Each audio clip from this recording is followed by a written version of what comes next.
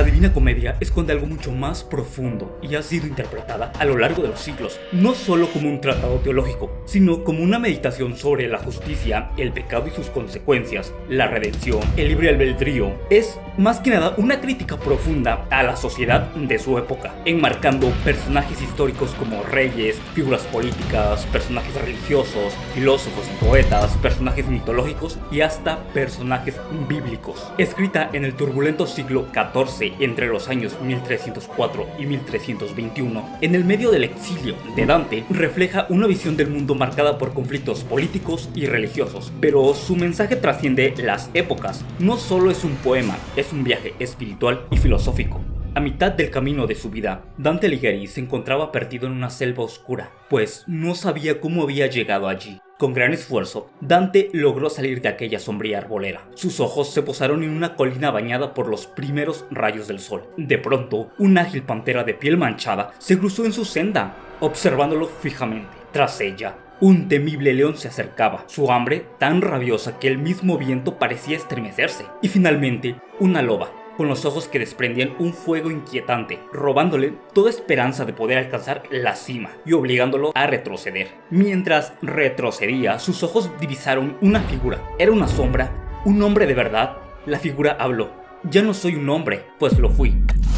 El viaje de Dante comienza en un bosque denso y sin sendero. La selva oscura no solo alude al desorden moral y político de una Italia desgarrada, particularmente Florencia, sino al extravío más íntimo de la conciencia. A mitad de su vida, el poeta no sabe cómo llegó a ese estado de perdición. Su cuerpo avanza, pero su alma vaga, como quien ha perdido la dirección de lo justo, de lo verdadero, de lo bueno. La selva no es solo una vegetación impenetrable, es la araña de pensamientos confusos, de pasiones desordenadas, de ideales rotos, cuando ya no se distingue entre el camino de la virtud y el espejismo del deseo. Frente a ellos se alza una colina luminosa, símbolo de la virtud, del orden moral. Esa salvación a la que se aspira, pero que no se alcanza por méritos propios. Es un monte de goce que muchos intentan escalar solos, sin guía, y por ello caen vencidos por las fieras del alma. La pantera, el león y la loba. La pantera, ágil y seductora, representa los vicios placenteros como la lujuria, que promete la libertad, pero terminan encadenando al espíritu. El león, con su hambre rabiosa, encarna la soberbia y la violencia. Es el orgullo que desprecia la humanidad y corrompe el alma por ambición. Y finalmente, la loba, famélica y temible, representa la avaricia insaciable, la codicia que carcome todo lo humano. No solo lo destruye a quien la padece, sino el mundo que lo rodea. Su hambre jamás se sacia y arrastra consigo al que la enfrenta sin preparación. Estas fuerzas no solamente son pecados individuales, sino son fuerzas históricas, estructuras sociales, corrupciones sistemáticas que impiden el orden justo al que se aspira. Cuando Dante, desesperado, retrocede, aparece Virgilio, el poeta filósofo de Roma. La aparición de Virgilio, conocido en la Edad Media sobre todo por ser el autor de la Eneida, poema en que a través de la historia de Eneas se glorifica la ciudad de Roma y al emperador Augusto, representa la razón humana, la sabiduría filosófica y la virtud sin fe. El canto 1 representa un extravío moral y espiritual del ser humano y plantea que la redención puede alcanzarse a través del reconocimiento del pecado y el sometimiento a un guía racional que oriente hacia la virtud. Las fieras no son simples obstáculos, son metáforas de las pasiones que corrompen la voluntad y dominan la sociedad. Esta parte también funciona como una crítica al desvío colectivo, no solo individual. Es decir, la pérdida del camino recto no es solo culpa del alma, sino de una sociedad sin virtud ni guía. Dante empezó a dudar si sería capaz de emprender el terrible viaje que Virgilio le había propuesto. ¿Sería acaso capaz un mortal como él de emprender tan terrible travesía? Virgilio le reveló la verdad de su presencia. Había sido enviado por Beatriz para salvarlo. Le narró la aparición de ella en el limbo, donde él se encontraba, y cómo la dama celestial, con su profunda preocupación, le había implorado acudir en ayuda de su amado poeta. Así, Dante emprende su viaje a través de las regiones infernales. Ante tal aventura, Dante duda, pero no por cobardía, sino porque intuye la magnitud del desafío. No se trata solo de atravesar el infierno, sino de enfrentarse a sí mismo. Beatriz no es solamente un recuerdo de juventud. En clave teológica, ella representa la fe iluminada por la la caridad. Su presencia no es retórica, es una manifestación del amor por el alma caída y deseo de que éste vuelva a su camino recto. Otros han visto también en ella como la filosofía, pero no la filosofía árida de argumentos sin alma, sino aquella que ama la sabiduría y busca el bien con compasión, aquella que guía sin orgullo y redime con la verdad. El mensaje es claro: para cruzar las tinieblas no basta con la razón, es necesario tener una fe activa, sostenida por la gracia divina. Solo cuando Dante entiende que no camina por méritos propios, sino porque ha sido llamado por Dios desde lo alto, por amor, puede dar el paso hacia el infierno. Su miedo no desaparece, se transforma en reverencia, y así comienza el verdadero viaje del alma. Ante sus ojos, unas letras negras se desplegaban sobre la imponente puerta. El mismísimo umbral del infierno decía: por mí se llega a la ciudad del llanto, por mí al reino de la eterna pena. Ya los que sufren inmortal quebranto, renunciado para siempre a la esperanza. Apenas cruzaron, un cielo sin estrellas se cernía sobre una multitud doliente. El aire se llenaba de llantos, gritos, gemidos, en incontables idiomas y horribles blasfemias. Aquellas pobres almas desnudas eran atormentadas sin tregua por picaduras de moscas y avispas que les provocaban brotes de sangre y lágrimas. Al otro lado, Dante divisó más almas. Estas, a la orilla de un río, un viejo canoso de nombre Caronte, con círculos de llamas alrededor de los ojos, manejaba una barca pequeña. Unos relámpagos rojizos aparecieron de pronto, y el impacto fue tal que cayó desmayado nuestro protagonista. A la orilla del río infernal aparece Caronte, el barquero de los muertos. En la mitología antigua era hijo de Erebo, la oscuridad profunda y de la noche, y tenía una única tarea: transportar las almas de los muertos hasta la otra orilla, hacia el reino donde no había esperanza. Pero en la Divina Comedia su figura trasciende lo mitológico. Caronte no es solo un personaje, es un símbolo del umbral del infierno, del instante en el que se cruza de la vida al juicio, del punto sin retorno. Su barca no ofrece salvación, solo es un medio. No pregunta, no consuela, no juzga, no perdona, simplemente lleva. Pero ese simple acto contiene una verdad brutal. Quien sube a su barca ya ha sido condenado por sus propias decisiones. En él se encarna la idea de que toda acción en vida tiene consecuencias. Caronte transporta, sí, pero cada alma que lleva ha elegido ese viaje, aunque lo niegue. Existe un límite después del cual no hay regreso, y cruzarlo implica aceptar lo que hemos sembrado, asumir la responsabilidad de nuestras elecciones. Ahora se encontraban en un abismo profundo y nebuloso, un lugar de tristeza e infinitos ayeres. Dante y su maestro Virgilio descendieron a las profundidades. Allí no se escuchaban quejas, solo los suspiros de penas sin tormento, provenientes de hombres, mujeres y niños. Mientras conversaban, a lo lejos, 4 sombras se acercaban. Eran ni más ni menos que Homero, poeta soberano, autor de la Ilíada y la Odisea, seguido del sátiro Horacio, Ovidio y Lucano, autor de la Farsalia. Caminaron y caminaron hasta llegar al pie de un noble castillo, de altas murallas y un bello riachuelo. Allí habían muchos espíritus, entre ellos Electra, César, el dictador romano, Sócrates, Platón y Aristóteles, cuya filosofía imperó en la Edad Media y épocas posteriores. Diógenes de Sinope, filósofo cínico, Séneca, figuras estoicas, entre muchos otros más. Pronto, Dante y su maestro continuaron su camino, adentrándose en un punto completamente privado de luz, dejando atrás aquellos grandes espíritus. El abismo profundo y nebuloso donde Dante y Virgilio se adentran es ni más ni menos que el limbo, primer círculo del infierno, destinado a aquellas almas a vivir sin esperanza. Un espacio único, no hay tormentos físicos, sino una nostalgia eterna. Este es un castigo muy sutil y quizás el más trágico, pues saber que nunca se sufrirá, pero tampoco nunca se alcanzará la luz. Aquí residen los no bautizados, los que vivieron antes de Cristo o fuera del alcance de la revelación, pero amaron la virtud, la sabiduría y la justicia. Entre ellos están poetas, héroes y filósofos, almas grandes pero incompletas. Buscaron la verdad con pasión, pero sin conocer la verdad encarnada.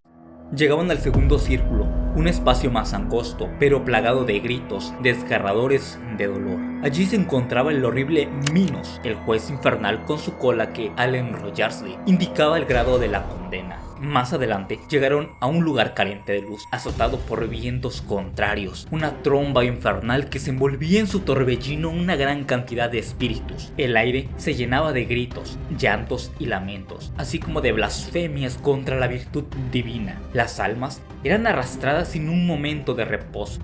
En el tercer círculo, destinado a los glotones, la lluvia eterna fría y densa caía con la misma fuerza. Un granizo espeso, agua negruzca y nieve azotados por fuertes vientos. Las tierras bajo sus pies desprendían un olor fétido. Este círculo estaba custodiado por Cerbero, una fiera monstruosa y cruel de 3 cabezas de perro, ojos rojos, pelos negros. Él ladraba a los condenados sumergidos en aquel lugar, desgarrando su piel y descuartizando a aquellos pobres espíritus. En la vida, el glotón se arroja a los placeres sensoriales como si fueran su bien supremo, y ahora se revuelca sin sentido, sin descanso y sin goce, solo en el eco hueco del deseo perpetuamente insatisfecho. Desde una perspectiva social y moral, la gula en la Edad Media implicaba más que comer en exceso. Era un símbolo de egoísmo, del derroche de un mundo en escasez, de poner el placer propio sobre la justicia. Es decir, el glotón no solo pecaba por exceso, sino por injusticia hacia los demás. Aquí también encontramos a Cerbero. Cerbero devora a los condenados sin cesar. Como imagen irónica, los glotones que devoraban ahora son devorados. Su castigo es convertirse en el objeto pasivo del mismo deseo que idolatraban. Llegando ahora a la cuarta cavidad del infierno, custodiada por Pluto, con el rostro hinchado de ira, Dante presenció un tormento distinto. Vio a los condenados formados en 2 filas, que, con todo su esfuerzo, se lanzaban enormes pesos, la una a la otra, propinándose grandes golpes, giraban de un extremo a otro, repitiendo su fútil pelea, chocando entre sí eternamente, sin derecho a un descanso para sus almas fatigadas. Continuaron descendiendo y vieron almas encenegadas en un pantano, con rostros irritados, golpeándose con manos, cabeza, pecho y pies, arrancándose la carne con los dientes en su desesperación. La ciénega Estigia, donde están los airados y melancólicos, es la frontera del quinto círculo. Siguieron bajando hasta llegar al pie de una torre. Llegando a las orillas de un río, Dante y Virgilio divisaron una pequeña barca, guiada por Flegias, el barquero infernal. Mientras navegaban, comenzaron a vislumbrar la ciudad de Dit, envuelta en llamas eternas. Al llegar, los espíritus que parecían caer del cielo mostraron su desagrado ante la presencia de ambos, especialmente de Dante, un no muerto. Le exigían que regresara por donde había venido y que su maestro se quedara con ellos en aquel lugar. Virgilio, manteniendo la calma, le levantó el ánimo a Dante, asegurándole que nadie podía interponerse en el camino que les habían abierto. Caminaron entre los muros y las tumbas abiertas que ardían con llamas. Hablaron brevemente con uno de los condenados. Luego siguieron su rumbo hacia el interior de la ciudad, por un sendero que los conducía a un valle, adentrándose aún más en las profundidades del abismo. Descendieron de un terreno montañoso. Dante y Virgilio descienden hacia el séptimo círculo, plagado de espinas venenosas. Allí anidaban las arpías, bestias de alas anchas, cuellos y rostros humanos con vientres emplumados. Ahora se encontraban del círculo de los violentos, donde se castiga a quienes atentaron contra sí mismo, en especial a los suicidas. Por doquier se oían gemidos, mas ningún alma a la vista. Fue entonces donde su guía le indicó a Dante que cortara una rama de cualquier árbol. Lo hizo Dante, y la rama comenzó a sangrar y a hablar, pues era el alma atormentada de un suicida. En el bosque sombrío del séptimo círculo, Dante se adentra en una región donde los árboles no ofrecen sombra, sino estremecimiento. No hay hojas vivas ni frutos, solo ramas retorcidas, espinas y dolor. En la cosmovisión de Dante, el suicidio no es solamente una violencia contra la carne, sino una rebelión contra la vocación del alma a la trascendencia. La vida, con todo su peso y misterio, es vista como un don sagrado. Rechazarla no significa únicamente escapar del sufrimiento, sino despojarse de la dignidad misma de ser. Dante no busca castigar con crueldad, sino enseñar con dureza que el suicidio, en la lógica dantesca, no anula el alma, pero sí le arrebata su potencial, su fecundidad, su capacidad de elevarse, y por ello queda presa en madera seca, sin frutos, sin consuelo, sin redención visible. Continuaron su camino. Dante y Virgilio llegaron al tercer recinto del séptimo círculo, un vasto arenal sobre el cual llovían eternamente copos de fuego. Allí, almas amontonadas sufrían su castigo en las brasas candentes. Este tormento estaba destinado a quienes procedieron violentamente contra Dios, tendidos boca arriba, contra la naturaleza, dando vueltas sin cesar, y contra el arte, aquellos que permanecían sentados. Más adelante se encontraron con Gerión, el monstruo del fraude, criatura con rostro humano, cuerpo de serpiente, garras de león y cola de escorpión. Dante y Virgilio subieron sobre su espalda de Gerión, ya que era el único camino para descender al abismo del octavo círculo. Aquí, Gerión no es solamente un ser cualquiera. Su cuerpo está compuesto por símbolos que revelan la esencia de la mentira más peligrosa, aquella que se esconde bajo la apariencia del bien. Su rostro humano inspira confianza, es sereno, casi amable. Representa la fachada que adapta el fraude, una máscara de cortesía, inteligencia y urbanidad. Pero este rostro apenas es el señuelo, el resto del cuerpo es una serpiente, símbolo ancestral del engaño, astucia que se arrastra y se desliza por los requicios de la conciencia.